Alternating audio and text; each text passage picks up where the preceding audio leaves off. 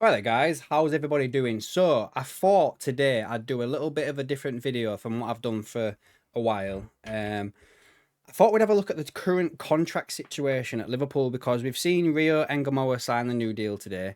I don't think it's anything to write home about a little bit because basically he's turned 18, so he's eligible for a professional contract now.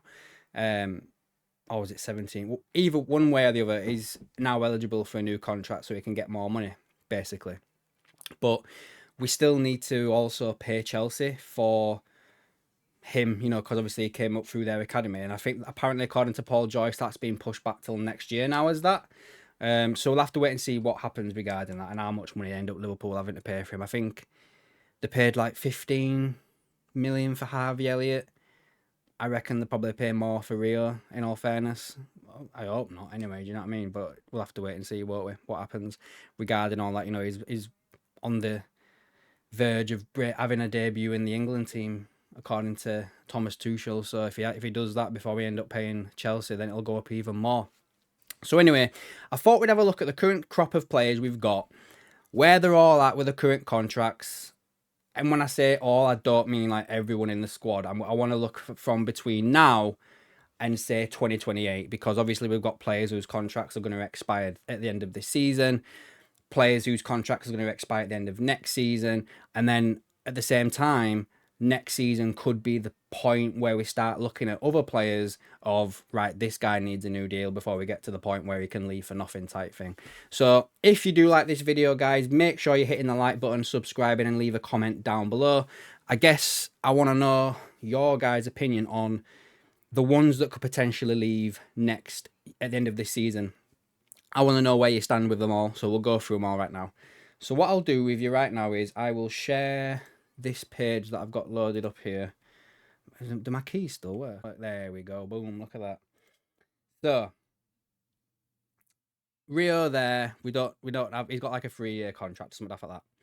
So we won't talk about him. Freddie Woodman joined us this summer on a 1-year deal from Preston. Do we think he gets an extension? As of right now, maybe, depending on the homegrown quota, because I do think he does help towards that. So if Liverpool are struggling to bring somebody in or promote somebody from within the squad to take that homegrown position in the squad again, repeating myself, I think they offer him another 1-year deal and keep it rolling, in all fairness. And he's only 28 years of age, so we'll see. Next up, end of this season, Andy Robertson, vice captain, contracts up. What do we think? I'm in two minds about this one, because I do think Andy Robertson's got a lot that he could probably still show us and give to us in the James Milner role, shall we say. And I did think when Tsimikas was linked with a move away that if Tsimikas had moved permanently, then I was probably more in the park of, all right, okay, then so they're going to offer Robbo a new they're going to offer Robbo a new deal if Tsimikas has moved away permanently. But if my memory is correct, Tsimikas is only left on loan. So if he has another good season again, do Liverpool let Andy Robertson leave for now and then bring in Tsimikas to be the backup to Kerkez? Like, is that something that could potentially be on the cards? The only thing that goes against that for me, again, is down to the fact that he's the vice captain. So do they give him like a rolling contract, maybe a 2-year extension? If anything's going to happen that way, it has to happen before January, in my opinion, guys. In January, he can speak to other clubs for a free transfer away. I think he's probably got a fair bit of loyalty to us and being vice captain and everything like that. And I do like his personality within the team. But again, that needs to be sorted out before January, in my opinion. Next up, Ibrahima Konate contract expires at the end of this season. I covered it a little bit this morning. I kind of fully expect him to move on. I really do. There doesn't seem to be any sort of movement of him signing a new deal or anything like that. The language coach that taught Trent Spanish has been spotted at Canate's house. Rumoured, so like, who knows if that's true or not. And the links to Real Madrid just never seem to go away. And he doesn't seem to be putting it to bed or anything like that, does he? So, yeah, I mean, the whole thing from James Pearce today, I don't really believe it. Of saying he's not given Real Madrid his word that he doesn't want to go there. I don't know. I just don't believe it, guys. I just really don't whatsoever. That there's more going on behind the scenes. If we've learned anything from Trent, guys, from this time last year, is there is always more going on behind the scenes. And the Spanish papers, when they're reporting on stuff, it's probably right. So let's all just bear that in mind. So as of right now, I think Kanate goes, and I would be very shocked if he does sign a new deal. Next up, Reece Williams' contract ends at the end of this year. I think he's gone. He's spent a lot of his time out on loan. He had that one good season with us where, well, I say a good season where he helped us get top four with Nat Phillips. I think he goes. We let him go at the end of the season. I don't think there's anything else I need to say about that. Trey Neone, contract ends at the end of this season. I do think, obviously, with him spending a little bit more time around the first team, I'd be surprised if Liverpool let him move on. I think that gets done sharpish. You know, if not next, to be fair, after Rio's been done. So, again, I think he stays. Now, moving on to the end of next season, we've got some big names here that could potentially be moving on or running out of contract or anything like that. So, first up, obviously, we've got Alisson. Contract ends in 2027. Current market value is only 20 million. It's 32 years of age. I think the fact that Liverpool signed Mamadashvili. In fact, let me move my sign here. I didn't realise this. Well, I don't know, actually. It's not really I can put myself anyway. You'd have to just trust what I'm saying. I think the fact that Liverpool signed Mamadashvili and they spent a lot of time, you know, telling Alisson what the plan was. And then they also signed that young Hungarian goalkeeper with Pesic this summer as well. I do think, obviously, that Liverpool are planning long-term for a time without Alisson. I really do. Again, if there's going to be any sort of movement on that, it has to happen sharpish, so it's done. Because next summer is the last time you can actually sell him and get some decent money for him.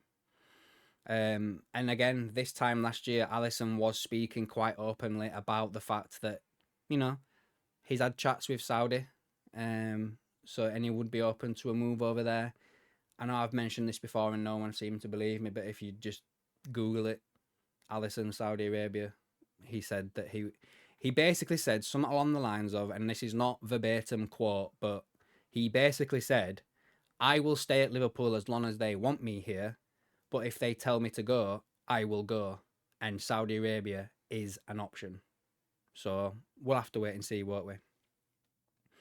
Next up, the captain himself, Virgil van Dijk, only just recently signed a new deal.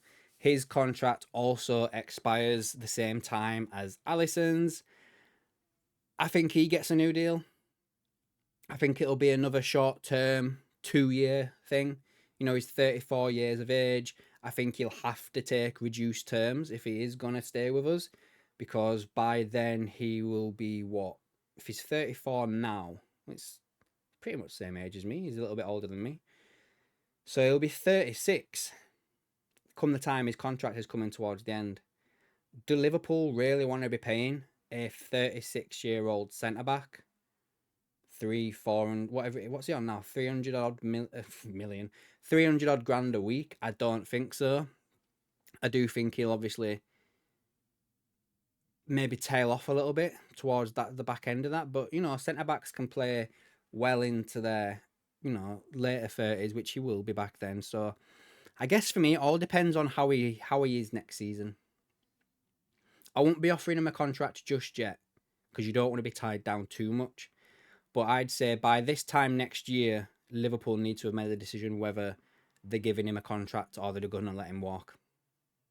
But I do think he won't get the same money that he's on now. It will be on reduced terms, and it may even just be a 1-year contract. We know what they're like, FSG, with contracts with players over the age of 30. We know what goes on there. Next up, Wataru Endo. I don't think that Endo will see the end of his contract at Liverpool. I think he gets sold next summer, so we don't really have to worry about that. I think that Adam Wharton is a player that everybody should have their eye on as a potential number 6 defensive midfielder that's going to come in and give Ryan Gravenberch some competition. And I think Wataru Endo leaves come the end of this summer, so I don't think we have to worry about that. Mo Salah, obviously, again, same time as Virgil and Endo and Alisson. He would be 35 come that time. And I don't think Liverpool will be paying a 35-year-old winger / striker 400k a week. As good as he is, I do think Liverpool sign Mohamed Salah's successor next summer. Elise seems to be the name that's doing the rounds. Again, next summer would be the last time you could sell Salah and get some decent money for him. I don't think that happens. But I could see a world in where Liverpool let Mo Salah leave for nothing and he goes to Saudi Arabia or something like that, America. Just based on the position that he plays, I can't see Liverpool keeping a 35-year-old winger. I just can't. Yeah, there does come a point where you have to refresh the squad and bring in some younger blood. Do you know what I mean? As much as he's a club legend, best player I've ever seen playing a Liverpool shirt. He might, he's top 4 goal scorer of all time in the Premier League. He may take some more steps in becoming, close to the all-time top goal scorer for Liverpool. I don't think he'll get there, but he might, be like 3rd or 2nd, whatever it is. You know what I mean? By the time we're all said and done. And I think you let him run his contract down and let him go at that age. I do. Some of you may be disagreeing with me right now, but that's how I see things. Joe Gomez, 2027 as well. Again, if I'm being perfectly honest with you, I don't think Joe Gomez sees that contract out. I think he gets sold next summer. If Leone comes back and he's all right, if we sign a Mark Gahey, if any of the younger defenders that we've already got on the books like Nallo or Stevenson step up, I think we see Joe Gomez leave next summer. Curtis Jones, again, 2027, 24 years of age, in and out of the team. But you need that homegrown quota. If he's happy to keep playing the way that he is now, as in a bit part role and not first teamer, I reckon you give him another deal. If he does want to go for his career, like Harvey Elliott, for instance, sell him next summer.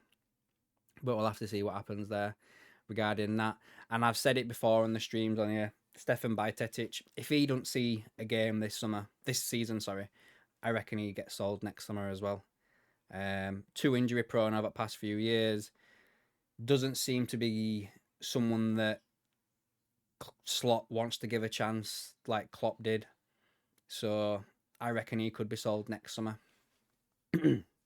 Now, moving into 2028, again, I'm not going to go all the way down into 2029 or anything like that.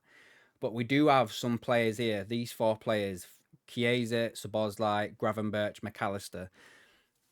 I think we see Szoboszlai and Gravenberch get new deals this year.